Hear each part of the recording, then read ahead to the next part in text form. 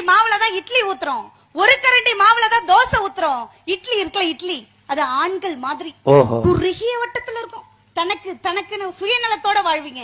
ஆனா தோசை இருக்குல்ல, தோசை அது பெண்கள் மாதிரி பரந்த மனப்பான்மை உள்ளவர்கள் பெண்கள். நடுவர்களே, ஆம்பளை மனசு இட்லி மாதிரி. அதாண்டா குத்தி குத்தி பாக்குற ஆளுக வெந்துருச்சான்னு.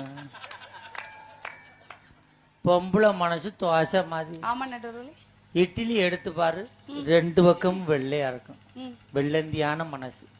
தோசை எடுத்து பாருங்க, ஒரு பக்கம் வெள்ளையா இருக்கும், ஒரு பக்கம் கருப்பா இருக்கும். அதுக்கு கேரக்டரை புரிஞ்சுக்கவே முடியாது. தோசை கடைசி வரைக்கும் ஒழுங்கா வராது, பிஞ்சுக்கிட்டே தான் போகும். கடைசியில செதுக்கி தயா எடுக்கணும். அப்படிலாம் சொல்லாதீங்க.